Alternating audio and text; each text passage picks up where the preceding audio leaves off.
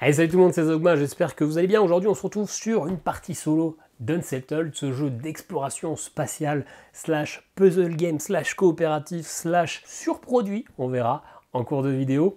C'est un jeu qui m'a été envoyé par Lucky Duck Games, c'est un jeu initialement de Orange Nebula, fait par Marc Nedlinger et Tom, ça ne doit pas se dire Nedlinger, ça doit se dire Nedlinger, et Tom Matson, des illustrateurs que je ne vous citerai pas. On se retrouve tout de suite pour une partie solo. On va faire une partie de la deuxième planète qui est dans cette boîte, parce que vous savez qu'il y a plein d'extensions qui, sur la sortie actuelle, permettra d'avoir jusqu'à 6 planètes, donc je crois qu'il y a 4 extensions, mais si vous avez du VO, il y a, je crois, actuellement 9 planètes, et il devrait y avoir encore une nouvelle campagne prochainement, donc c'est vraiment un système de jeu, votre console de jeu, qui vous permet de ramener une planète qui crée un nouveau mini-jeu, un nouveau jeu dans le jeu. Partie solo, et en fin de vidéo, mon avis sur le jeu comme d'habitude. Bon visionnage. Bon, et bien c'est parti pour une petite mission d'Unsettled. C'est la première fois que je vais faire ce scénario-là, ça sera ma 6e partie, ma 7e partie plutôt. J'ai perdu les 6 premières, mais première fois que je vais découvrir ici, ça sera le deuxième scénario de la deuxième planète qui s'appelle Grakis. Pour vous expliquer très rapidement le lore, on est des explorateurs, des scientifiques en fait. On avait pour mission d'explorer les confins de l'univers, sauf que notre vaisseau a été pris dans un trou de verre. Tout notre équipage ou notre capitaine sont morts et on va devoir débarquer sur une planète histoire d'essayer de récupérer, de réparer un petit peu notre vaisseau qui est le Scarabée qui a pris vraiment cher. On va devoir essayer de survivre, de nourrir et donc on trouve cette petite planète qui s'appelle Grakis sur laquelle on arrive, qu'on appelle également la désolation pétrifiée. Grakis est une ruine aride battue par les sables et ravagée par une tempête chimique à l'échelle de la planète tout entière. Autrefois luxuriante et couverte d'arbres immenses, sa surface n'est plus qu'un cimetière. Les restes pétrifiés de la forêt dominant le paysage depuis une éternité.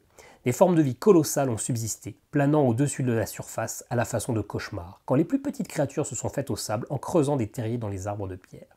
Elles se nourrissent de poches remplies de sucs végétaux protégés par des coques minérales. Et au-dessus de tout ça, la tempête, une ébullition de gaz et de réactions chimiques, un couvercle orageux permanent. Elle bat une pulsation à la puissance incommensurable. Elle se contracte et se dilate, elle ravage la surface, puis revient aux hauteurs de l'atmosphère, encore et encore depuis des millénaires. Il y a beaucoup à découvrir ici, et la tempête est certainement la clé de nombreux mystères. Nous devons l'utiliser, mais avec précaution.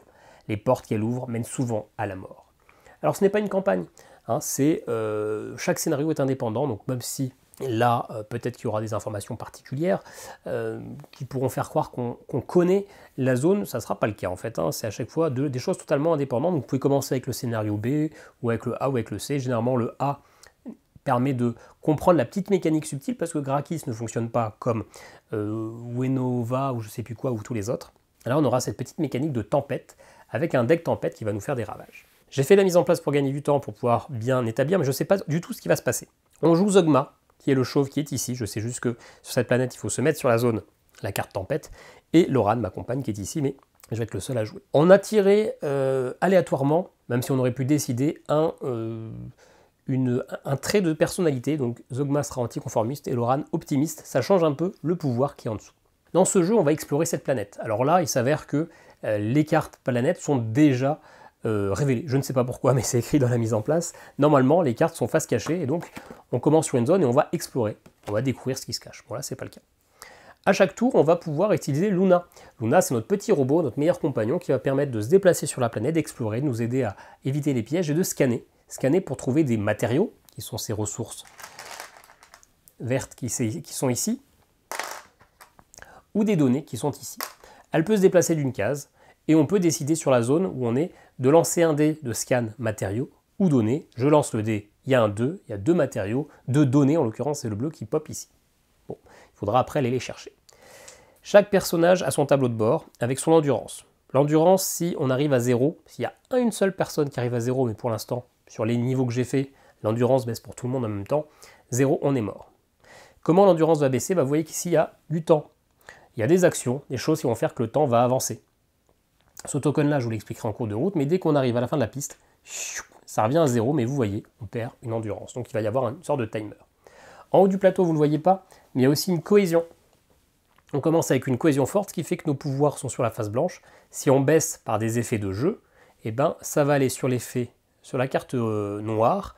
On aura des effets un peu plus personnels et un petit peu moins d'équipe. Et du coup, d'ailleurs, mon effet ne sera plus l'effet parcourir qui sera amélioré, ça sera l'effet récupérer qui aura changé.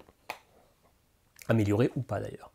Et puis on a des malus et des bonus si on doit changer notre cohésion en dehors des clous qui sont prévus. L'autre ressource qu'on a également, c'est de l'électricité. Je ne vous l'ai pas dit, qu'on pourra essayer de charger. Donc on peut déplacer Luna et scanner.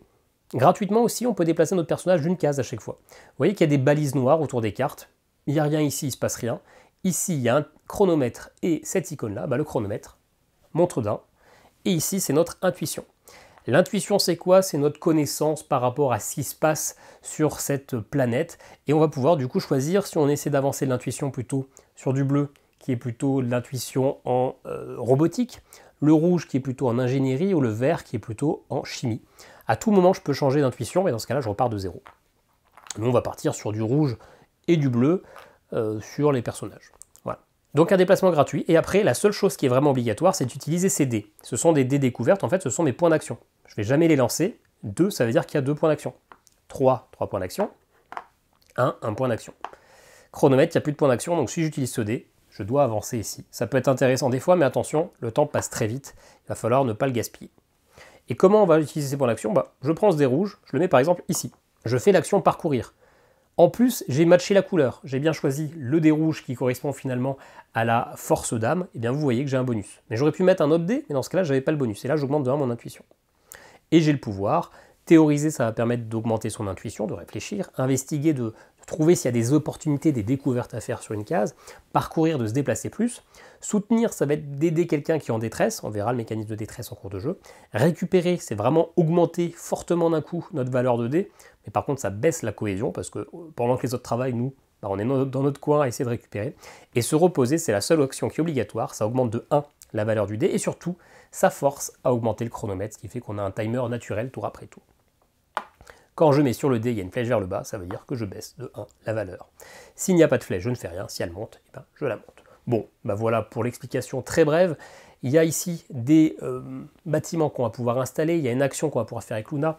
On a un plateau ici avec des découvertes que l'on va pouvoir faire, avec certaines découvertes qui sont déjà révélées, mais pour l'instant on ne peut pas interagir avec. On va regarder le scénario qui s'appelle un Behemoth bien embêtant.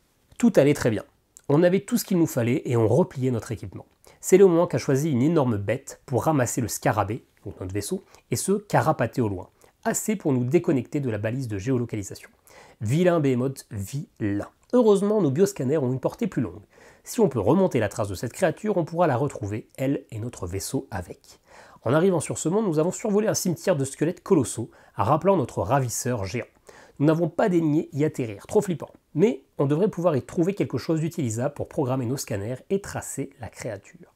Le problème, c'est que cette zone est au-delà d'un immense canyon que nous n'avons aucun moyen de franchir, à moins que nous trouvions une façon de profiter de ces tempêtes chimiques pour nous propulser au-dessus de l'abîme. Ça, c'est la science qu'on aime. Nous devons placer des transmetteurs dans la tempête pour récolter des données. Elles seules nous révéleront comment apprivoiser la force des vents. Ok. Donc ça se met comme un petit livre, on retourne, mise en place. Donc c'est celle que j'ai fait, ça nous disait de tout révéler. Je comprends pourquoi, on est déjà installé sur cette planète. Et ça nous avait mis de mettre le cimetière des Behemoths en dehors de la zone de jeu, donc celle-ci n'est pas adjacente, c'est pour ça que je l'ai mis un peu en quinconce. C'est là où il y aura a priori notre vaisseau. Et donc notre premier objectif est ici, enquêter sur la tempête. Ça nous dit de placer des transmetteurs, des marqueurs noirs ici. Et ça nous débloque une action qui est celle de placer. Placer un transmetteur. Et quand on aura placé nos 4 transmetteurs, on pourra passer à la suite. Pour placer un transmetteur, on doit être dans la tempête, donc dans la même zone, parce que le but, ça va être de récupérer l'énergie de la tempête. Et tout simplement de placer un dé. Il y a une condition, en plus d'être dans la tempête, c'est qu'il ne doit pas y avoir de point d'intérêt sur le point d'intérêt où on est, ni de manière adjacente. Il va falloir les mettre un petit peu, une sur deux. Ok. Première chose assez simple, hop, on met donc 4 cubes, comme ça on se rappelle une fois que on a placé les 4 transmetteurs. Et puis on va commencer à jouer, ça va être Zogma en bleu qui va commencer. Et on va relativement rusher, on va commencer par essayer de voir Luna, on va lui demander de scanner, est-ce qu'il y a des matériaux sur la case où elle est. Et il y en a 2. Hop, on les pose, on ira peut-être aller les chercher. Vous voyez qu'on commence sur l'oasis, il y a un effet si vous êtes au sol. Pour l'instant je suis au sol, on est protégé de la tempête, donc l'oasis protectrice a bien son nom. Luna va se déplacer d'une case. Hop, ça c'est gratuit pour les actions de Luna. Moi je vais aussi me déplacer d'une case. Ici c'est parfait, il n'y a pas de malus, mais il n'y a pas de bonus non plus, mais il n'y a pas de malus. Surtout le temps, on n'a pas trop envie de se prendre le temps. On arrive sur une zone, si je suis en hauteur, je suis immunisé de la tempête sur cette zone, et en plus je peux construire quelque chose. Donc la tente de recherche, le laboratoire ou l'atelier qui peuvent être très intéressants. Soit je les construis en dépensant un temps, soit il faut que j'ai augmenté mon intuition. Bon, pour l'instant, je vais en profiter, je ne suis pas dans la tempête. Je veux aller dans la tempête, et bien je vais utiliser un dé. Celui-ci, c'est l'action spéciale de Luna, utiliser la laisse bionique. Je peux mettre n'importe quel dé et ajuster l'élévation d'un explorateur à un point d'intérêt ou moins, donc j'aurais pu le faire de manière adjacente. Hop, Zogma s'envole avec son jetpack.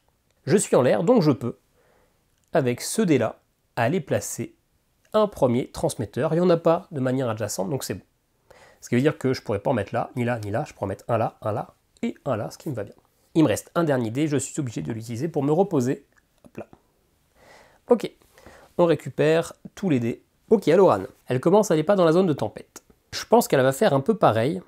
Elle va utiliser un dé pour activer Luna, qui ajuster l'élévation d'un explorateur à un point d'intérêt ou moins de Luna. Bah, je suis à un point d'intérêt, donc pareil, Luna, hop, va dans la tempête. Elle fait son déplacement gratuit. Il y a 2 points d'intuition, j'augmente de 2.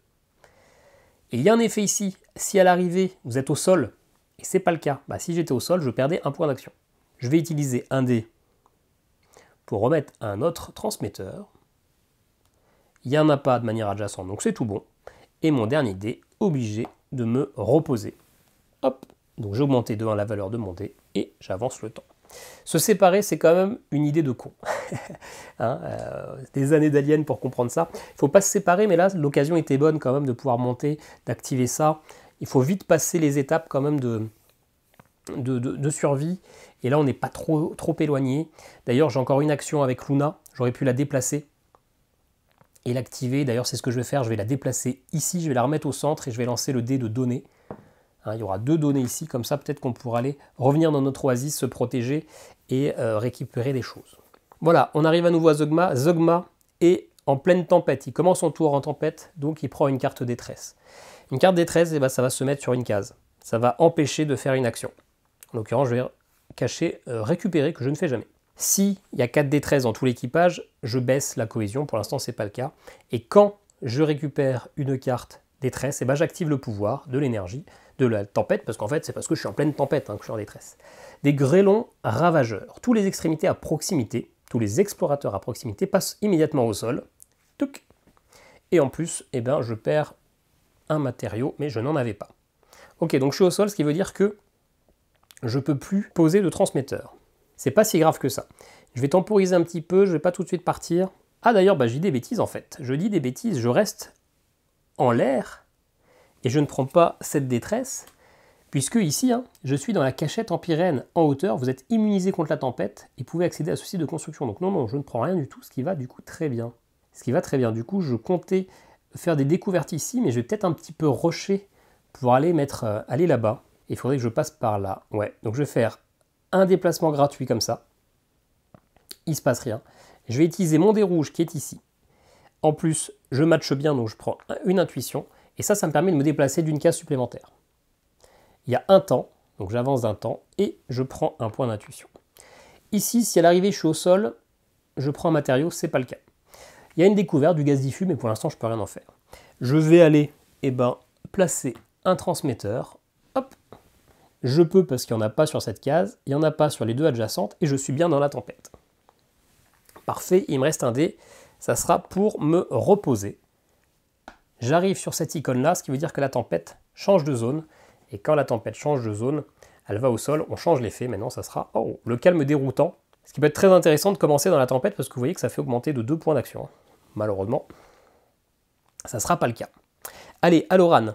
Du coup, si je veux pouvoir poser un pion, il faut que j'aille dans la tempête.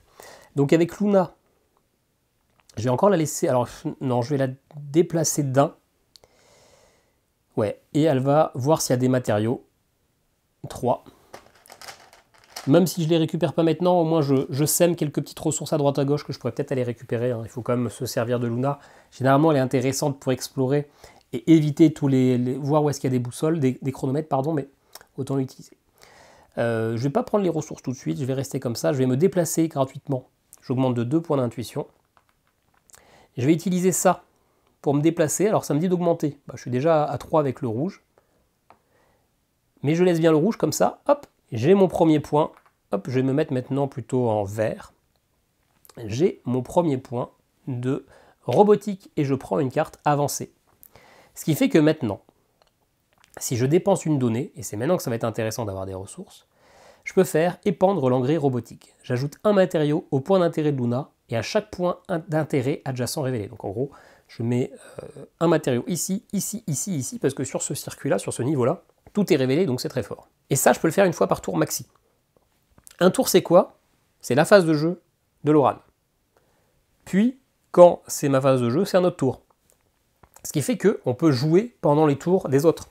Il suffit d'avoir les ressources, et on va avoir de plus en plus d'avancées, de pouvoir, et donc on va pouvoir vraiment essayer d'interférer. Donc il va falloir être un peu vigilant à ces effets.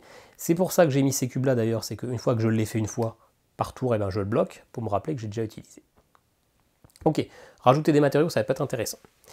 Je fais quand même mon pouvoir qui est de ne pas courir, qui est, hop, de faire un déplacement supplémentaire.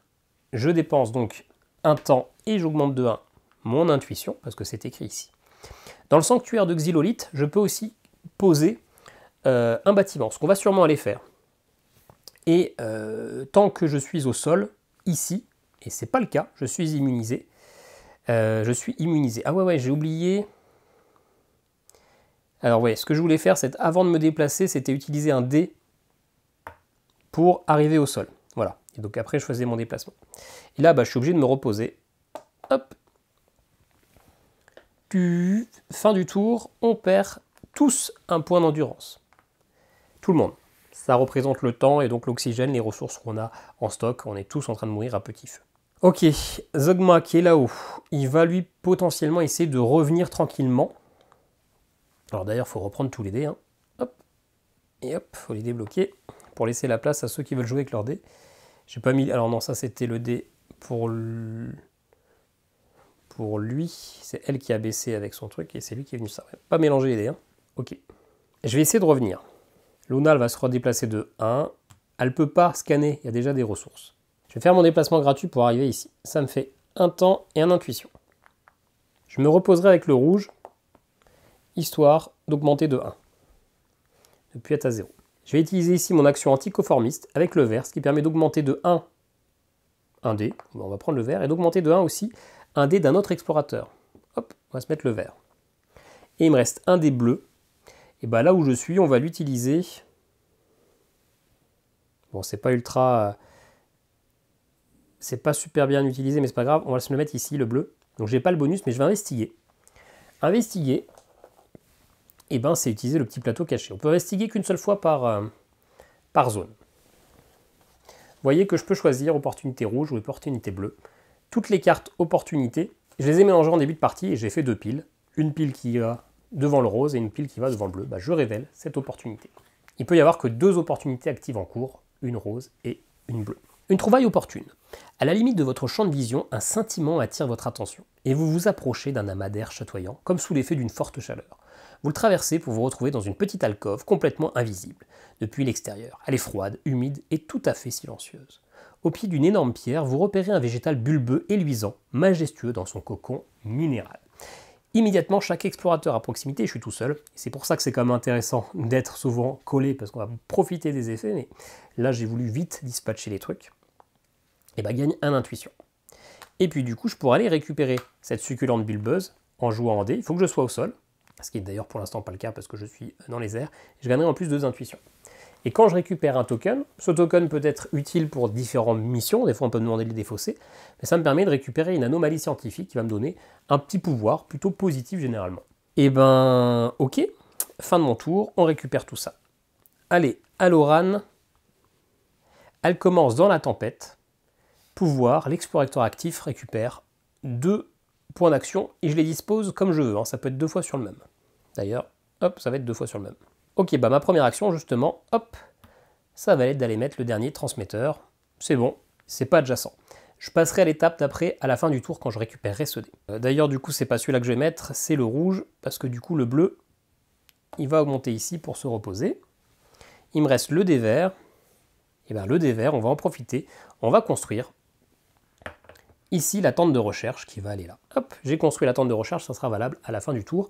Soit ça me coûtait un temps, soit ça me coûtait un petit token bleu. Pour le faire, il fallait que je sois au sol. Et d'ailleurs, ici j'étais immunisé contre la tempête, donc je ne pouvais pas récupérer ce pouvoir-là qui était ma foi très intéressant. Donc j'avais augmenté 2 fois mon dé vert. Et ben je le rebaisse en fait. Je n'ai pas le bonus, je suis au sol et je suis immunisé dans le sanctuaire. Merde, j'aurais bien aimé. Dommage, dommage, dommage. Ok, et ben j'ai tout joué. Je peux utiliser ça, mais ça ne m'intéresse pas, donc je récupère mes 3 dés. Et celui-ci, enquêter sur la tempête, je l'active enfin. Après avoir vidé toutes les cases, lorsque vous retirez le cube de concentration de cet emplacement, progressez. Une virée avec Luna. Super, nous avons trouvé comment permettre à Luna d'utiliser l'énergie de la tempête pour nous emporter au-dessus du désert. On va pouvoir choper des trucs et elle nous ramènera. En tant que scientifique, voici notre verdict, c'est génial. Un explorateur à proximité de Luna doit effectuer cette action pour traverser le canyon. Donc, il faudra que je sois sur la même case que Luna. Il faudra que j'utilise un dé, il faudra que j'ai une icône bleue et une rouge, et que je défausse 2 données et 2 électricités. L'icône bleue et l'icône rouge, soit c'est la même personne, soit plusieurs personnes peuvent avoir les icônes chacun dans leur coin, mais il faut que les deux soient sur la même case. Il faut que sur cette case-là, quand on fait l'action, on retrouve les 2 icônes. Alors pour le coup, j'ai eu du pot, j'ai pris un peu les bons choix de couleurs. Allez, Azugma, il va utiliser le dé vert pour... Alors je suis pas dans la tempête, hein, non c'est bon. Et bien justement le dé vert pour aller récupérer avec révérence ça. Ah, je suis pas au sol. Je suis pas au sol donc je peux pas le récupérer. Mince, shit. Et ben on change d'avis. On va se déplacer de 1 ici. Ça c'est gratuit.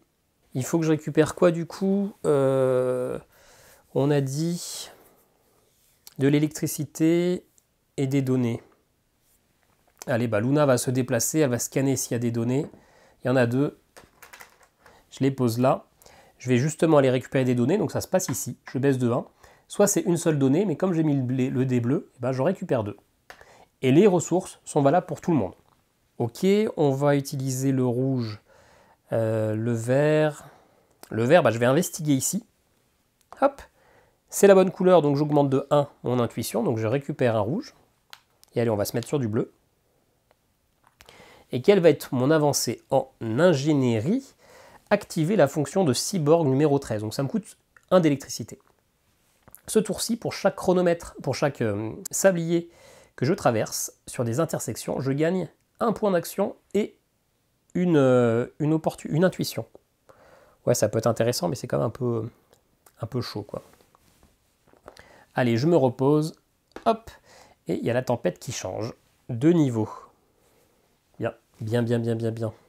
Donc moi, je suis là.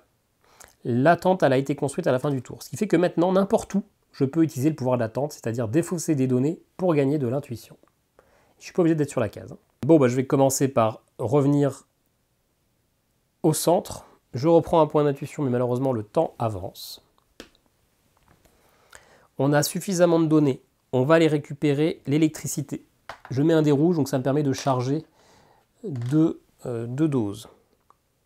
Je me reposerai avec le vert parce que je peux utiliser, mais dans ce cas-là, ça me coûte du temps et j'ai pas trop envie. Est-ce qu'on va jouer avec le bleu?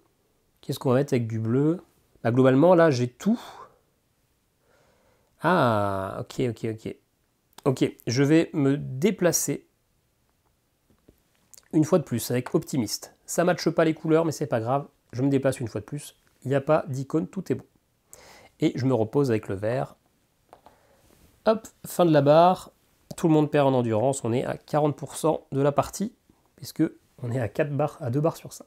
Allez, on récupère les dés et on va pouvoir faire un petit coup où on avance. Je vais utiliser un point d'action parce que normalement, sur cette zone-là, on a l'icône rouge qui va en haut d'ailleurs et bleu. On a Luna, on a le mec, on a 2 bases de données et 2 électricités, donc je peux aller placer un dé ici.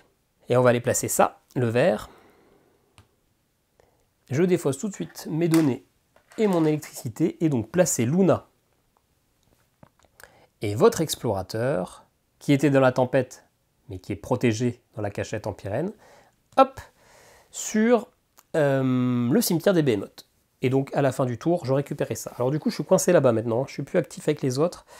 Le dé bleu, ça sera pour se reposer. Et le dé rouge, je vais l'utiliser pour recharger un petit peu d'électricité. Parce que l'électricité, ça peut me servir pour activer ce pouvoir-là ou activer d'autres pouvoirs. Pour l'instant, je n'ai pas débloqué grand-chose. Ok, fin du tour. On récupère ça, ça, et donc on active la fin du pouvoir. Alors, directement à la page 5. Analyser l'ossement séculaire. Le cimetière est silencieux, à tel point que nous frissonnons. Nous ne parvenons même pas à entendre la tempête. Notre opinion est faite, instantanément, c'est un endroit horrible. Gagnez la découverte ossement séculaire en tant qu'action libre et placez-la dans votre inventaire sans piocher d'anomalie. Ok. Première fois que ça m'arrive, ça. Ensuite, placez votre explorateur et Luna sur l'oasis protectrice. Ok, on est à voler là-bas, on a récupéré des morceaux du Behemoth apparemment. Bon, on l'a ce Nonos, voyons ce qu'on peut faire avec. Édifier le laboratoire, si ce n'est pas déjà fait, sur un site de construction de vide. Un explorateur qui le détient peut analyser l'ossement séculaire au laboratoire. Ok, ok, ok. Donc voilà, il faudra défausser ça après avoir construit le laboratoire. Ok, Aloran, justement. Ah non, elle ne peut pas construire elle le vert, elle n'a pas l'intuition vert au max. Comment on peut faire pour l'augmenter plein pot? Et sachant qu'elle n'est pas dans la tempête, c'est tout bon. Et bah écoutez, on va baisser ça à l'intuition. Hop, ça m'augmente de 1 pour théoriser et un autre explorateur gagne 1 d'intuition. On va maintenant investiguer ici, j'augmente encore de 1 mon intuition et je vais révéler un point d'intérêt ici avec du coup le bleu. Qu'est-ce qu'on va retrouver comme opportunité? Le meilleur ami de l'homme. Vous observez un essaim de créatures cuirassées volant à haute distance du sol. Elles plongent dans les trous des arbres de pierre et en émergent aussitôt pour s'élancer vers un autre. Elles sont toutes petites, elles tiendraient dans une poche par exemple. Tous les explorateurs à proximité gagnent 1. Parfait, donc hop, je pourrais créer un laboratoire, je gagne une avancée. Et ça, si je suis en hauteur, je pourrais capturer un pote de poche et gagner instantanément, en plus d'une anomalie, 2 points d'intuition. Ok, allez, on va se mettre sur du rouge. Et c'est quoi mon avancée en chimie? Si je défausse un matériau, un explorateur à proximité dans la tempête gagne 2 points d'action. Ok, allez, je suis obligé de me reposer. Je ne veux pas activer de pouvoir, non. Non, non, non. J'aurais pas trop utilisé les pouvoirs pour l'instant. Bon, la partie n'est pas terminée, mais quand même, j'utilise pas grand-chose. Allez, on va quand même déplacer Luna. On n'a pas terminé tout à fait le tour. On va la déplacer et on va trouver des matériaux de... Voilà. Autant utiliser un petit peu Luna. Voilà, Zeugma. Et bien, Zeugma, il va pouvoir construire le labo. S'il va là, parce qu'il y aura l'icône verte sur la zone. Et donc, je vais d'abord récupérer des données. Hop, j'en récupère 2. Je me déplace, on est un peu serré, mais je me déplace. Je vais construire donc, allez, ça. On va construire le laboratoire ici. On a bien l'icône verte qui est sur cette zone-là. Moi, je ne l'ai pas personnellement, mais ma collègue me donne son point. Et hop, je me repose. Est-ce que j'utilisais un pouvoir de quelqu'un d'autre? Sachant que j'étais dans la tempête, ouais, mais je ne peux pas défausser de matériaux. Donc si j'avais été plus intelligent, ouais, tant pis, allez. J'avais été plus intelligent, j'aurais utilisé ce pouvoir-là. Et du coup, j'aurais récupéré des matériaux avant, au lieu de récupérer... Ouais, donc ça, je le laisse comme ça. Je vais rendre mes données qui étaient ici. Ça, c'était du coup comme ça. C'est ça qui m'aide à activer, à construire le laboratoire. Et au lieu de récupérer des données, c'est des matériaux que je récupère. Comme ça, hop, ils vont dans ma base. Et comme ça, une fois par tour, avec l'Oran, je peux défausser un matériau. Pour un explorateur à proximité, on est sur la même case. Dans la tempête, gagne 2 points d'action. Et du coup, les points d'action, je vais en mettre un ici. Et un sur le vert. Je vais en mettre 2 sur le vert. Non, hop là. Un sur le bleu, un sur le vert. Ça peut être 2 fois sur le même dé. Hein. Voilà. Ça, c'est un tour un peu plus intelligent. Ok. Ça, du coup, c'est construit. Maintenant, je peux défausser des matériaux pour gagner 1 point. En fait, c'est exactement ça. Un point d'action, sauf que c'est n'importe où sur le plateau et c'est un matériau pour un point d'action. Ok, l'Oran n'est pas dans la tempête. Tout se passe bien. Pour construire, il faut du bleu, du rouge, il faut 2 données et 2 électricités. Donc les données, on va commencer avec Luna à charger. Regardez s'il y a des données ici. Il y en a une. C'est pas terrible.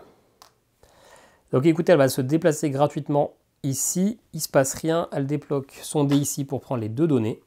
Comme ça, Zeugma pourra s'en occuper au prochain tour. Elle va se reposer avec le vert pour le faire augmenter. Le dé rouge, on va l'utiliser pour investiguer sur place. On n'a toujours rien cherché. Hein. On ne peut pas, il y a déjà 2 investigations qui sont actives. Et ben, elle va faire ça. Non. Si, non, si, non. Ouais, si. Elle va parcourir avec son action optimise. Donc elle augmente de 1. Elle augmente donc de 1 son intuition parce que c'est la même couleur. Ça permet de me déplacer de 1 de plus. Il y a 2 icônes d'intuition, donc 1 et 2. Par contre, quand j'arrive ici, si je suis au sol, c'est le cas, je baisse 1 point d'action sur un de mes dés. Et je me repose avec le vert. J'arrive ici, la tempête arrive au sol, et donc on change de carte. On n'aura pas profité du calme déroutant.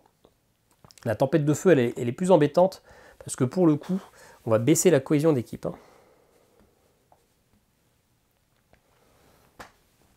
Ok.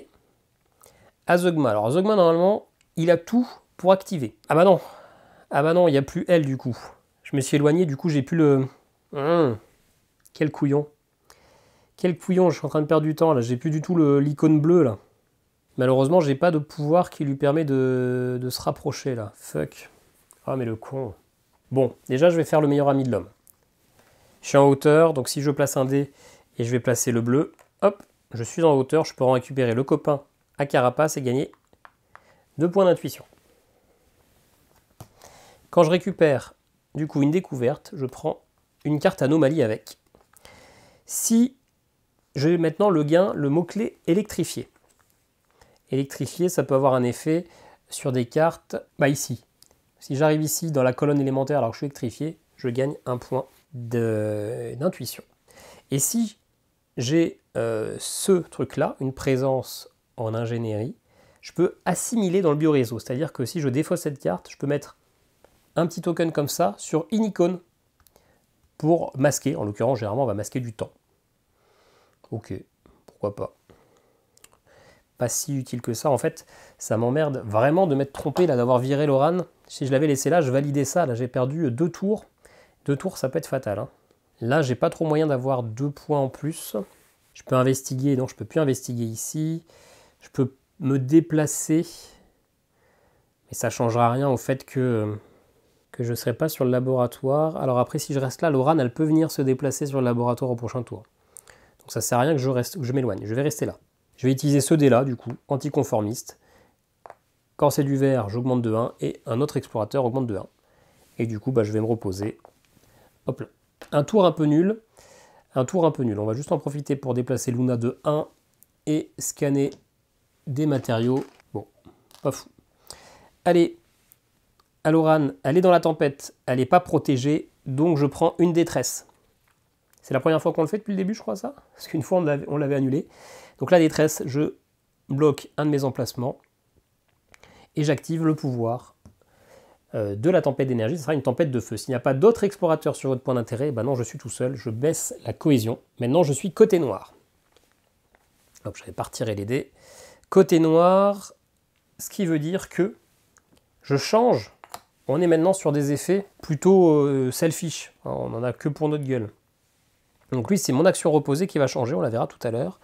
Et elle, c'est plus l'action optimiste, c'est aussi l'action récupérée. L'action récupérée, elle est masquée, on la verra pas. Tant pis. Ok. Allez, je me déplace de 1 gratuitement, j'augmente de 1 mon intuition. 1, et voilà. Je ne sais plus si j'ai fait 2 ou pas, mais peu importe. Je prends mon avancée en ingénierie. Changer la résonance magnétique, ça coûte 1 d'électricité. Et choisissez un niveau d'élévation. Ok, c'est la même chose que j'avais... Ah non, ça doit être sur la partie précédente. Donc ça permet de changer de niveau contre 1 d'électricité. Je vais utiliser mon action rouge ici. Hop, malheureusement, l'action parcourir n'est plus bonifiée. Donc je n'augmente plus, maintenant je baisse. Et j'augmente de 1 mon intuition parce que ça match et ça me permet de me déplacer d'une case supplémentaire. Ok, là maintenant, on a bien 2 données, 2 électricités. On est sur la zone du laboratoire. Et c'est lui qui doit se défausser en fait. Donc, on temporise encore une fois. Quand ça veut pas, ça veut pas. Hein. Allez, on va utiliser le dé vert, hop, pour récupérer les 2 matériaux qui sont ici. Du coup, Luna va se redéplacer et va rescanner pour des matériaux. Elle va en rajouter 2 et je vais me reposer et je perds la blinde de temps alors qu'on n'est qu'à l'étape 5 sur 8. Hein. Ok, ça pue, ça pue, ça pue. Allez, on récupère tous les dés et on avance. Là, cette fois-ci, on peut le faire. On met un dé rouge ici. Il y a bien une icône rouge, une icône bleue sur place. C'est moi qui ai l'ossement séculaire, donc je vais le défausser. Il y a tout le monde. Je perds 2 données, mes 2 électricités. Hop, ça, je le remets sur le plateau. Eh oui, mais en fait, je suis con. Je suis con, on n'était pas du tout à l'étape 4. Donc en fait, je pouvais déjà le faire au tour d'avant. Là, j'ai un peu mélangé. J'ai un peu tout mélangé, en fait. J'avais juste besoin d'être sur place, en fait. J'ai fait tout ça, je sais pas pourquoi. Là, je me suis perdu sur mes dés. Bref, bon, allez. Passons. On a juste perdu 2 tours sans trop rien faire. Ouais. Alors, l'arrivée du Behemoth. Hop, on va mettre ça sur la bonne face. L'arrivée du Behemoth, ça ne fonctionne pas. Ça me gave d'avoir perdu 2 tours là pour rien. Ça ne fonctionne pas, nous sommes incapables de suivre la trace de la créature. Cependant, nos activités semblent avoir attiré son attention. Elle apparaît à l'horizon, lâchant le scarabée presque à notre portée. Le voilà, ouf, mais si on approche trop, le Behemoth va nous tuer. Et, pour la cerise sur le gâteau lyophilisé, Luna nous indique que l'augmentation lui permettant de voler ne fonctionne plus. Placez un jeton présence de Behemoth sur le point d'intérêt le plus éloigné du laboratoire. Donc ici. Placez les jetons Behemoth restants sur chacun des points d'intérêt adjacents. Donc ici et ici. Ensuite, posez le scarabée sur un emplacement libre au premier. Alors, ça du coup, on va le virer. On n'en a peut-être plus besoin. Au pire, on le remettra. Et hop là, le scarabée qui est là-bas. Les explorateurs présents sur des emplacements contenant des jetons présence des Behemoth se placent sur le point d'intérêt le plus proche. 2 n'en contenant pas. Bon, en gros, il ne faut pas rester sur le plateau, sur la zone, au cas où on était bien placé. Aucun explorateur ne peut entrer sur ces points d'intérêt. Enfin, ils peuvent, mais ils meurent. Ok. Donc, pour l'instant, on ne peut pas aller là, on ne peut pas aller récupérer le vaisseau. Allez, dernière étape, préparer l'infiltration. Ça me saoule un peu d'avoir perdu un tour, parce que je me suis trompé de carte. D'habitude, mes cartes, je les mets à gauche, et là, pour la vidéo, ça me semblait mieux que ça soit à droite. Et bah, tant pis pour moi. Nous concevons un plan à toute épreuve. Nous allons masquer notre odeur en nous enduisant de la pâte produite par la végétation étrange de la planète. Ça, c'est un peu comme dans Walking Dead, là où ils se recouvrent de merde pour passer. Puis nous profiterons de la tempête pour passer. Ni vu ni connu, facile. L'équipage doit s'enduire de pâte au laboratoire. Bon, tout le monde est au laboratoire, donc ça c'est cool. Avant de mettre en œuvre ce super plan à toute épreuve. Donc il faut que tout le monde soit au laboratoire, je dépense un dé. Et il faut que je perde 5 matériaux, ou 2 matériaux si j'ai un mot-clé comme ça sur une de mes cartes qui s'appelle humide. Bon, bah ça devrait être facile en fait. Ça devrait être facile. Il y a plein de ressources.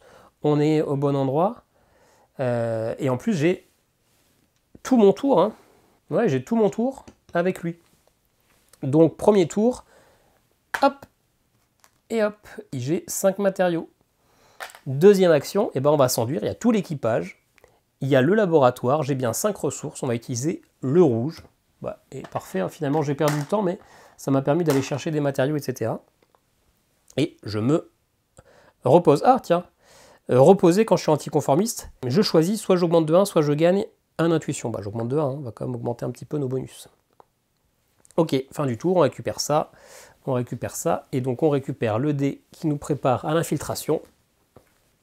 On est sur la dernière étape, s'infiltrer à bord du scarabée. On récapitule le plan à toute épreuve. La pâte masque notre odeur alléchante. La tempête masque notre approche. Avec ça, nous devrions pouvoir aller jusqu'au scarabée à l'insu du Behemoth. Ça va marcher, c'est sûr. Les explorateurs peuvent désormais entrer sur les points d'intérêt, contenant des jetons présents s'ils sont dans la tempête. Donc elle peut. Moi, je peux pas. Si un explorateur est sur un point d'intérêt contenant un jeton présence mais ne se retrouve plus dans la tempête, il perd 1 endurance et se place sur la zone à côté. Ouais, donc en gros, on se barre vite fait, on se carapate, mais on se fait bouffer une patte au passage. Donc il faut vraiment rester dans la tempête, quoi. Entrez dans la tempête et faufilez-vous jusqu'au scarabée, au nez et à la barbe du Behemoth. Vous n'avez pas besoin d'être au sol pour embarquer. Ok. Alors j'ai un petit peu de temps parce que je suis loin de faire changer la tempête. Ça peut bien se passer. Tchic, tchic, tchic, tchic. Ouais, ça peut bien se passer. Allez. Baloran se déplace de 1 déjà gratuitement. Elle va emmener avec Luna. On va... En plus, j'ai de quoi essayer de changer un petit peu les niveaux, etc. Ok, elle va utiliser son dé là pour se déplacer encore un de plus. Elle va gagner 2 d'intuition. J'ai le droit d'être ici, c'est bon. Ah ouais, non. Ce qu'on va faire même, c'est que l'action de se déplacer, ça va être la première action, comme ça je porte le bleu avec. Et je fais mon déplacement qui est gratuit. Je le fais dans ce sens-là plutôt. Je me repose avec le vert. Hop, et le dé bleu. Et le dé bleu, il va servir à ça, à utiliser la laisse bionique pour baisser le niveau. Et d'ailleurs, en début de tour, j'étais déjà dans la tempête. Donc, encore une fois, j'ai fait un petit oubli. Hop, je prends une carte détresse et j'activais ça qui fait que je devais baisser ma cohésion qui était déjà au plus bas. Et donc, quand la cohésion est au plus bas, on doit baisser pour toute l'équipe de 2 points d'action. Donc, c'est lui qui va souffrir des 2 points d'action parce que là, je suis déjà assez bas. Ne pas se tromper, hein, ne pas se tromper. Ok. Là, c'est la fin du tour. On est bon. J'espère avoir augmenté de 1 ici, mais je crois que oui. Ça va être au tour de lui. Il est au sol, dans la tempête, mais pour le coup, protégé, immunisé. Mon déplacement gratuit, ça va être ça. Mon déplacement gratuit pour Luna aussi. J'augmente de 2 au niveau de l'intuition, ce qui me permet de gagner un jeton bleu avec une avancée en robotique. Qui va me permettre quoi? Si je défausse une donnée, jusqu'à la fin du tour, un explorateur sur le point d'intérêt de Luna ne peut pas gagner de détresse ni subir les effets de la tempête. Ah! Ok. Alors, je pense que je ne vais pas me déplacer plus. Ah, j'ai un petit souci là. Il va falloir que j'attende un peu. Ah non, je peux faire un truc là. J'avais pas un truc qui permettait de cacher une icône? Si. Parce que là, s'il y a 2 icônes, je me déplace. À la fin du tour, ça se déplace le temps encore plus. Et du coup, je sors de la tempête et je me fais éjecter par les behemoths. D'ailleurs, je viens de voir qu'à l'arrivée au sol, ici, là, tout le monde doit baisser de 1. C'est pouvoir. Hein. Ok. Donc si je veux que ça passe, il faut que ici j'utilise un pouvoir. Donc même si c'est au tour de Loran, Zogma peut utiliser ça. Électrifier. Je vais le défausser. Défausser cette carte, donc je perds mon copain à Carapace que j'assimile dans le bioréseau. Et du coup, je peux venir masquer une icône. Donc j'ai plus le pouvoir électrifier par contre, mais je peux défausser ça. Et ça, je peux le faire même si c'est pas mon tour. J'ai assez peu utilisé les effets croisés, mais là on le fait. Voilà. Du coup, ah ouais, ça va pas coller avec ça. Sinon, je temporise encore un coup. J'attends. Je suis pas obligé d'utiliser tous mes dés. Hein. Je peux ne pas les utiliser. Je vais me déplacer avec ça. Hop. M'en fous de pas gagner l'intuition. Je me déplace et je prends lui au passage. Hop. Là, je prends un temps. Je prends qu'une seule fois le temps. Quand je porte quelqu'un, ce quelqu'un ne prend pas les effets. Ni positifs, ni négatifs. Luna se déplace d'un aussi. Ok. J'ai mon déplacement avec elle, qui est gratuit. Ici, c'est gratuit, c'est bon. Je vais utiliser un temps pour me reposer. Et l'autre dé, bah, je l'utilise pas, parce que si je l'utilise, je perds un temps. Donc tant pis, je perds une action, ça me va bien. Azogma. Il commence dans la tempête. Donc je prends une détresse. Hop, ici. Il n'y a toujours pas 4 détresses, donc c'est bon. Par contre, j'active le pouvoir de la tempête de feu. Oui, du coup, en plus, j'ai activé le pouvoir de la tempête de feu, mais je crois que j'ai fait une bêtise tout à l'heure. Parce que j'ai baissé la cohésion, mais en fait c'est s'il n'y avait pas d'autres explorateurs, donc en fait, bon tant pis on s'en fout, mais j'étais sur la même carte avec, on était tous les deux ensemble, donc il n'y avait pas activé le pouvoir là. Bon je vais quand même l'activer parce que là ça va rien changer, hop, parce que là pour le coup il est tout seul, mais au tour d'avant j'aurais pas dû le faire. Donc je baisse la cohésion, donc je dois baisser de 2 points d'action parce que je suis déjà au plus faible. J'ai un point d'action de déplacement gratuit, et elle se déplace gratuitement, et donc c'est bon. Tout le monde, tout l'équipage est sur le vaisseau, j'ai pu passer parce que j'étais tout le temps resté dans la tempête. Je suis bon au niveau du temps, tout est bon. Nous survivons pour l'instant. Bon, la fin elle est un peu brutale, mais on a réussi à s'infiltrer à bord du scarabée, à passer à travers le behemoth qui prenait de la place dans toute cette zone-là, et ch'touk, on a réussi à s'infiltrer et à s'exfiltrer, et de se barrer de cette maudite planète. Bon voilà, il y a eu quelques petites hésitations, petits rollbacks, petits trucs de correction. Il y a beaucoup de choses à gérer, même si ça paraît pas.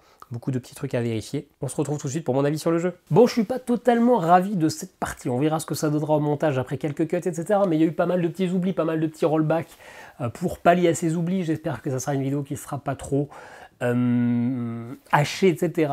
Pas tout à fait ravi de cette partie, mais j'avais pas envie de la retourner parce que pour moi, ce qui est important dans ce jeu, c'est la découverte. Et si je me perdais, si je recommençais, je perdais cette découverte. Ceci dit, la plupart d'entre vous, vous êtes là pour mon avis, vous regardez pas la partie, donc c'est pas grave. Bienvenue, on est parti pour mon avis sur Unsettled. Un jeu que j'attendais beaucoup. J'avais envie de le mettre top jeu de cette année, sans y avoir joué. Parce qu'il y a un an, quand il y a eu le financement participatif, j'ai vu plusieurs vidéos, notamment des gens en cravate, mais pas que, qui l'encensaient. Je n'y avais du coup jamais regardé de partie. Je m'étais juste imprégné de leur enthousiasme sur le jeu pour me créer une hype de fou qui fait que j'étais ravi de le recevoir. Et d'ailleurs, j'ai plein de planètes Véno, j'ai tout ce qui est sorti en VO jusqu'à maintenant. J'ai comblé les trous et c'est parfait. J'ai joué. J'en ai fait du coup depuis la vidéo que j'ai tournée il y a maintenant 3-4 jours, j'ai fait 8 parties. J'ai pas encore essayé toutes les planètes, j'ai quand même encore beaucoup de contenu, mais c'est suffisant pour vous donner un avis sur le jeu. On va commencer d'abord par les points positifs qui sont nombreux, et on va ensuite finir sur les points négatifs qui sont eux aussi quand même assez nombreux. C'est un jeu coopératif qui se joue d'ailleurs même pas en solo officiellement, c'est 2 à 4. Choix peut-être douteux parce que c'est extrêmement facile de jouer 2 personnages en même temps, mais en même temps, je pense que c'est un jeu qui effectivement est un peu meilleur à 2, voire 3 ou 4 que solo tout court pour une seule et unique raison qu'on verra assez rapidement dans les défauts. Et ceci dit, ça se joue parfaitement tout seul, hein. Il faut juste jouer 2 personnages, il n'y a pas de trucs cachés ou quoi que ce soit, donc c'est totalement les informations totalement ouvertes, donc vous pouvez jouer en solo. C'est un jeu coopératif qui a en ça d'être super fluide parce que on peut jouer dans le tour des autres. Et il faut jouer dans le tour des autres, il faut être tout le temps vigilant à ce qui se passe pour pouvoir aider, parce que c'est un jeu où on est plus fort dans le tour des autres que pendant notre propre tour, puisque on va débloquer plein d'actions. En tout cas, dans cette partie, je crois qu'on n'en a pas débloqué tant que ça en fait, alors qu'on a gagné quand même, mais on peut se retrouver avec 3-4 actions qu'on va pouvoir utiliser pendant notre propre tour, mais pendant les tours des autres joueurs, sous réserve qu'on a les ressources à dépenser, et donc il faut être vigilant. Contrairement à la plupart des jeux coop où lui joue, ah puis en fait c'est à moi, qu'est-ce qu'on fait déjà? Là il faut être vigilant. Alors les autres peuvent être vigilants à votre place, hein, ils peuvent vous dire machin, mais techniquement dans les règles on n'est pas censé demander à l'autre de faire notre action, de faire son action, on est censé être vigilant et le proposer nous-mêmes, on ne peut pas nous imposer de la faire. Bon, après c'est un jeu coop, hein, donc s'il y a quelqu'un qui dit ça serait vraiment bien que tu fasses ça, on va le faire, on n'est pas con. Mais du coup c'est un jeu où on va être toujours alerte, on va toujours être actif, en plus les tours sont quand même assez rapides, et ça franchement, gros point fort pour Unsettled, en coopération il n'y aura pas de temps mort, tout le monde sera toujours imprégné dedans, et en plus mon action bonus à moi peut faire que l'autre action bonus à lui va s'activer, puis à lui fait que voilà, c'est pas juste on va regarder par rapport au joueur principal dont c'est le tour, non, on va un peu s'entraider tous tac tac pour que lui fasse quelque chose de bien, et ça c'est encore la coopération à un niveau supérieur. Donc ça c'est le gros point fort d'Unsettled. L'autre gros point fort, c'est la découverte. C'est un jeu d'exploration spatiale. Un jeu où on arrive sur une planète, on va en prendre plein la gueule, mais il y a cette découverte, on ne sait pas ce qui va arriver, et ça c'est fort. C'est fort parce que même si sur une planète, on a une mécanique, et déjà il y a ce plaisir de découverte de la planète X, puis de la planète Y, puis de la planète Z, ça sera vraiment un jeu différent, mais sur cette planète, on aura la même mécanique. Et pourtant, chaque scénario va nous faire réutiliser cette mécanique différente, et il va nous arriver un truc, on va essayer de faire en sorte d'y arriver, et il va nous arriver un autre truc, puis un autre truc. C'est pas juste une péripétie qu'il faut franchir pour le scénario, on aura 3-4 étapes supplémentaires, enfin 3-4 étapes en tout dans le scénario, et donc il y a vraiment ce plaisir de, on avance à tâtons, on fait à ça, et bim, il nous arrive un nouveau truc, on arrive, et bim, il nous arrive un nouveau truc. Et ça, je pense que c'est le vrai point fort de ce jeu, c'est cette découverte. Clairement, je pense que refaire un niveau, d'ailleurs je ne l'ai pas fait, si j'ai refait des niveaux quand même, mais je prends plus de plaisir à découvrir le scénario qu'à le rejouer. Et pourtant, c'est peu probable que vous réussissiez les scénarios du premier coup. La difficulté est bien dosée. Vous êtes vraiment, en fait, à chaque fois que j'ai perdu, je pense, à chaque fois, à la fin de chaque partie, il faut se barrer, il faut retourner au vaisseau. Et à chaque fois, je suis mort en retournant au vaisseau, et souvent même 2-3 cases avant d'arriver au vaisseau, donc c'était vraiment au poil de cul près, quoi. Donc c'est suffisamment bien dosé pour que la plupart du temps, vous perdiez, mais suffisamment pour que ça ne soit pas frustrant et que vous ayez quand même découvert l'intégralité du scénario. Ça peut pas toujours très bien se passer, et puis j'ai fait des planètes quand même qui sont plutôt accessibles. Alors, Le niveau de difficulté des planètes n'est pas le niveau de difficulté du scénario, d'après les règles, c'est le niveau de difficulté des règles, parce qu'ils en rajoutent de plus en plus, de plus en plus, de plus en plus. Donc ça ne veut pas dire qu'une planète de niveau 4 est forcément plus dure qu'une planète de niveau 1, c'est juste qu'il va falloir appréhender plus de règles. Après, j'ai pas encore fait les planètes de niveau 4, je crois même qu'il y en a des niveaux 5, je ne sais plus. Je ne les ai pas encore testés, donc là-dessus je ne vais pas pouvoir vous dire. Mais la difficulté, je trouve, est plutôt bien dosée. Et clairement, ces planètes, en plus du plaisir de découverte, la mécanique de cette planète est vraiment bien intégrée. Bah là, on l'a vu, hein, c'était cette tempête qui va nous ravager. Donc, il va falloir techniquement essayer d'en réchapper, mais dans la mécanique du scénario, on a besoin de l'énergie de la tempête. Donc, on va quand même foncer de tête baissée dans la tempête pour essayer d'en récupérer. Donc, mécaniquement, ça colle bien. La première planète, je ne vais pas vous en parler, le but c'est pas de spoiler, mais pareil, la thématique colle bien avec le gameplay, qui colle bien avec les découvertes, avec l'ambiance, etc. C'est un beau mélange, c'est un truc qui est vraiment bien intégré, ça fait plaisir. Dans le cadre de cette identité forte et cette thématisation, il y a aussi la création du personnage. C'est tout con, hein, mais choisir notre visage, ça nous permet de vraiment intégrer notre personnage. On leur donne pas de prénom, mais c'est tout comme. On a un vrai personnage, on s'identifie. On va choisir un trait de caractère. Ce trait de caractère, vous pouvez le choisir totalement aléatoirement. Vous pouvez choisir, vous pouvez vraiment choisir parmi je crois qu'il y en a une quinzaine, si vous êtes plutôt leader, plutôt opportuniste, plutôt pessimiste, etc. Et pareil, on va du coup être un peu plus intégré dans la peau du personnage. On va avoir plus l'impression d'être cet explorateur, ce scientifique qui part à la recherche de l'univers. Et puis, on va récupérer des avancées technologiques, enfin des avancées, pas technologiques, des opportunités, etc., qui vont modifier nos personnages. On va vraiment se créer un personnage qui est un peu différent. Et on n'était à pas grand-chose d'être vraiment dans l'immersion. Mais ça, on y reviendra en point négatif. Et d'ailleurs, les points négatifs, on y est très très très bientôt. Je voulais juste revenir sur, clairement, est-ce que c'est surproduit? Est-ce qu'il y avait besoin d'avoir 15 game trays? Est-ce qu'il y avait besoin d'avoir un game tray juste pour la piste du temps? Le truc est comme Ast, juste pour bouger un token? Eh ben oui. Même si ça fait que le jeu est cher, le jeu est tiré d'un Kickstarter, donc on est sur le pimpage à l'extrême, de l'exification, finalement, c'est un jeu où on va potentiellement refaire souvent des parties, on va changer de planète, etc. Et là, bim, bim, bim, en 2 minutes, c'est installé.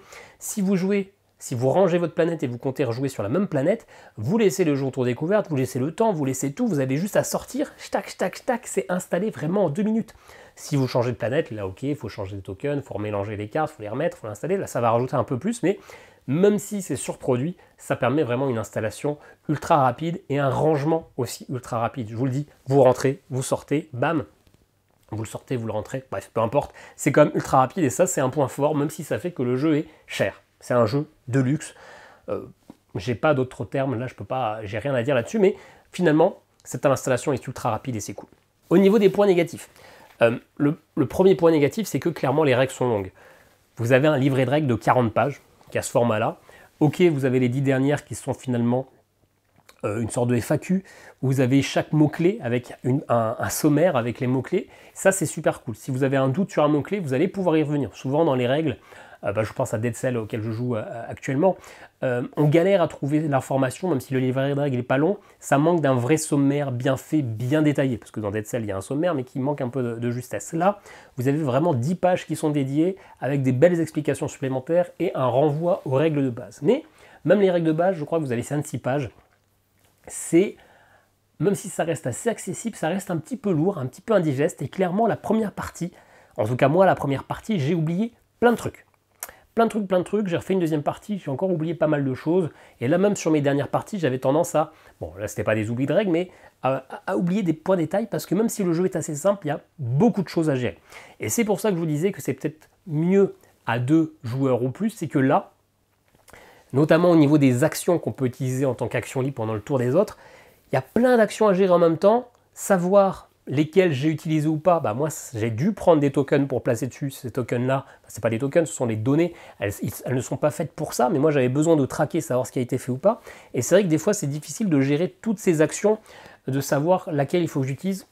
Il y a beaucoup d'informations, c'est rapide d'oublier quelque chose dans le tour de jeu, dans les actions, dans les bonus, dans les malus. Il y a beaucoup de choses à gérer. Les premières parties va être un petit peu, la première partie va être un petit peu un pétard mouillé, parce que vous allez oublier plein de trucs, etc. Et donc, je pense qu'à plusieurs, vous allez plus facilement gérer le tout, vous allez pouvoir chacun faire attention à certains points. En solo, ça va demander vraiment une concentration supplémentaire. Après, le principe du solo, c'est aussi de s'amuser. On s'en fout s'il y a des petits détails de règles, des trucs qui ont loupé, etc. Alors attention à ne pas gâcher le plaisir du jeu, à être trop laxiste sur les règles, mais attention non plus à vous gâcher votre propre plaisir, à retourner dans la règle toutes les 2 secondes parce que vous avez des oublis. Je crois même que c'est écrit dans cette règle-là que s'il y a des oublis, tant pis, le but c'est de s'amuser, c'est le principal. Et ça, il faut l'avoir en tête, mais les règles sont un peu lourdes et la première partie va être un petit peu confuse. Ensuite, je vous disais qu'il y avait tout qui était fait pour qu'on soit dans l'immersion. Notre visage, les traits, les planètes qui étaient mécaniquement en corrélation avec le thème. En fait, malgré tout ça, je ne suis pas rentré des masses un peu plus dans cette histoire de tempête que j'ai beaucoup aimé sur cette planète-là. Et puis il y en a une autre aussi que j'ai beaucoup aimé, mais je ne vais pas vous en dire plus, qui est dans les extensions. En fait, j'ai eu du mal un petit peu quand même à m'immerger, à rentrer dans le truc. J'ai quand même plutôt cette sensation de jeu mécanique, où on bouge nos dés pour activer les actions, on se fait du ping-pong, etc. Mais j'ai pas forcément eu l'impression de vivre quelque chose. C'est pas tout à fait vrai, parce que là, dans la partie échappée, devoir passer entre les behemoths, etc., on va serrer un petit peu les fesses, on va espérer que la tempête soit de notre côté. Donc, on vit quand même quelque chose, mais ça aurait pu être beaucoup plus important. Et quel est le manque, en fait, c'est que la narration est finalement assez faible. Les découvertes, il y aura un petit texte sur les cartes, mais qui va juste décrire un petit peu ce qu'on voit. Sans plus, cet objet-là qu'on va potentiellement récupérer pour avoir une anomalie, ça aura finalement assez peu d'impact dans ce qui va se passer. On a quelques textes pour l'émission, qui va nous raconter brièvement le scénario, mais ça sera assez bidu. Là, on essaye d'aller au truc du behemoth, on revient, les behemoths arrivent, etc. En fait, clairement, ça manque d'une campagne. Là, chaque scénario est un scénario indépendant, même sur la même planète, ça nous dit clairement, malgré que vous ayez déjà joué d'autres scénarios, c'est comme si vous arriviez pour la première fois sur cette planète. Et moi, je pense que c'est ça le problème, c'est qu'il aurait fallu, alors, ça aurait peut-être été plus clivant, mais une campagne où ces scénarios s'enchaînent les uns après les autres, avec peut-être la possibilité d'avoir ces scénarios qui s'enchaînent, même si vous avez perdu, d'avoir finalement une histoire entre les deux qui fait que vous faites chaque scénario en one shot, gagné, vous avez un petit bonus, perdu, vous avez soit un malus, soit rien du tout, soit juste pas de bonus, mais j'aurais aimé finalement en connaître plus sur ces explorateurs, en connaître plus sur ces découvertes que je croise et où j'ai une description de 2 lignes. J'aurais aimé que tout soit vraiment un vrai univers qui s'entremêle, etc. Là où finalement, j'ai l'impression qu'il manque un petit peu de trucs, un petit peu de saveur. J'ai l'impression d'avoir un énorme bac à sable avec une profondeur potentielle, parce qu'il y a plein de planètes, ils ont créé plein de designs, plein de trucs, etc. Mais que je l'effleure un peu. J'ai pas l'impression de vivre totalement la chose, et je pense que je manque de vraie narration entre chaque scénario pour créer des liens entre les personnages, pour créer des liens avec ses propres planètes, et non pas juste vivre le puzzle game.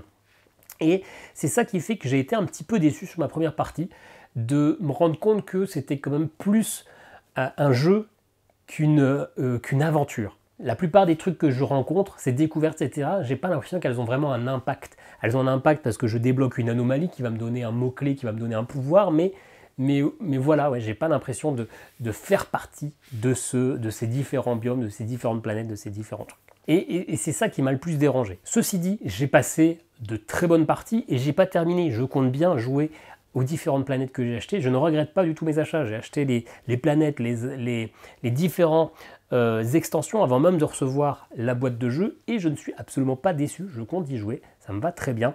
Mais c'est clairement un jeu qui vaut par sa découverte. Je pense vraiment que je vais faire chaque scénario en one shot, que je ne vais pas forcément essayer de les revalider, parce que c'est ça qui va me donner le peu de narration que je cherchais dans cette aventure, c'est qu'est-ce qui va m'arriver. Et finalement, une fois que vous l'avez fait une fois, vous savez forcément ce qui va vous arriver. Alors des fois, ça sera plus dur que d'autres, parce que les morceaux de cartes ne seront pas mis dans le même ordre, et peut-être que vous allez réussir.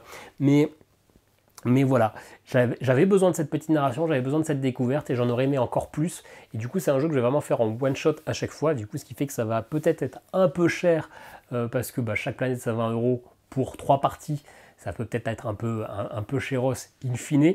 J'ai apprécié le jeu, mais j'aurais vraiment aimé que ça soit une campagne en fait. C'est ça qui me manque dans Unsettled, c'est que j'aurais aimé que ça soit une campagne avec une page de texte, mais de texte de la règle entre chaque pour créer des liens, créer des choses, créer une aventure, créer un peu plus que simplement la découverte du puzzle game à l'instant T. Ceci dit, ça reste un jeu coopératif, fluide, où on est toujours actif entre les tours des autres, etc. Ce qui fait qu'en solo, ça peut être un petit peu lourd, il y a beaucoup de choses à gérer, vous risquez de faire des oublis, mais c'est pas bien grave. Encore une fois, il faut savoir ne pas se mettre trop de bâtons dans les roues quand on joue en solo. Ça sera un Zeugma d'argent, ça reste un jeu qui m'a convaincu, mais j'en aurais aimé un petit peu plus. Voilà, dites-moi en commentaire ce que vous en avez pensé. Est-ce que vous avez déjà joué à Unsettled? Est-ce que vous avez ressenti les mêmes choses que moi? N'hésitez pas à partager, commenter, liker. Merci à vous qui cliquez sur les liens affiliés. Vous êtes une vingtaine par mois, ce qui fait quand même plutôt plaisir. Nous on se dit à très bientôt pour une nouvelle vidéo. Ciao, ciao.